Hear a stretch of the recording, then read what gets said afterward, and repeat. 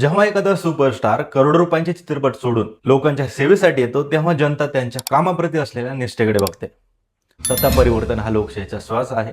जर एकाच पक्षाची सत्ता वर्षानुवर्षे राहिली तर लोकशाहीचं रूपांतर हुकुमशाहीमध्ये होतं. नमस्कार मित्रांनो, मी जीवन आणि स्वागत आहे तुमचं जीवनगाडे ओरिजिनल या युट्यूब चॅनलमध्ये. भारतीय राजकारणात विशेषतः दक्षिण भारतामध्ये चित्रपट आणि राजकारण्यांचं एक अतूट नातं राहिलेलं आहे. MGR, जयललित आणि करुणानिधी यांच्यापर्यंत अनेक दिग्गजांनी सिल्वर स्क्रीनवरून थेट जनतेच्या हृदयापर्यंत आणि तिथून सत्तेपर्यंत प्रवास केलेला आहे. आज आपण एका अशाच क्रांतीबद्दल बोलणार आहोत. 2 फेब्रुवारी 2024 रोजी तमिळ चित्रपट सृष्टीचा सुपरस्टार थलपती विजय याने तमिळनाडू विजय पक्ष स्थापन करून राजकारणात अधिकृत एंट्री केलेली आहे. पण हे केवळ एका अभिनेत्यांचे राजकारण नाही, तर लोकशाही जिवंत ठेवण्यासाठी जनतेने घेतलेला एक मोठा निर्णय आहे. विजयचा पक्ष नेमका कशासाठी उभा आहे?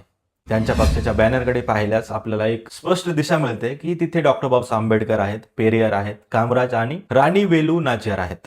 आंबेडकरांच्या विचारातून घेतलेला सामाजिक न्याय, पेरियार आणि अण्णादुराई यांच्या विचाराचा वारसा, कामराज यांच्यासारखा पारदर्शक कारभार.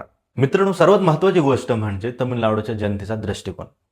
थलपती विजयाला मिळणारा पाठिंबा हे सिद्ध करतो की तेथील जनतेने विकासाला आणि बदलाला प्राधान्य दिलेलं आहे. एक अशा नेत्यावर विश्वास ठेवणं ज्याने 2024 मध्ये पक्ष स्थापन केला आहे आणि तो राजकारणामध्ये नवीन आहे, हे जनतेच्या समजूतदारपणाचे लक्षण आहे. लोक आता जुन्या प्रस्थापित घराणेशाहीला किंवा एकाच विचारधारेच्या सत्तेला कंटाळलेले आहेत. त्यांना हवा आहे एक असा चेहरा जो त्यांच्या प्रश्नावर बोलेल आणि ज्याची नियत स्वच्छ असेल. तुम्ही विचार करा, जर एकाच राज्यावर किंवा देशावर वर्षानुवर्ष एकच पक्षाची जर सत्ता असेल तर काय होईल? सत्तेचा माज येतो आणि त्यातूनच हुकुमशाहीचा जन्म होतो. लोकशाहीचा श्वास म्हणजे सत्ता परिवर्तन. तमिळनाडूच्या जनतेने हे दाखवून दिलं आहे की लोकशाही जिवंत ठेवण्यासाठी सत्ता परिवर्तन खूप गरजेचं आहे. जेव्हा सत्ताधारी पक्षाला कळतं की जनता आपल्याला पर्याय शोधू शकते, तेव्हा ते जबाबदारीने काम करतात. लोकशाहीमध्ये मतदान हे फक्त अधिकार नाही, तर एक शस्त्र आहे.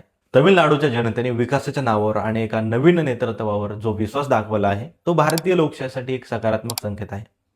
तुम्हाला काय वाटतं? थलपती विजय तमिळनाडूच्या राजकारणाची दिशा बदलू शकतील का? कमेंटमध्ये नक्की सांगा.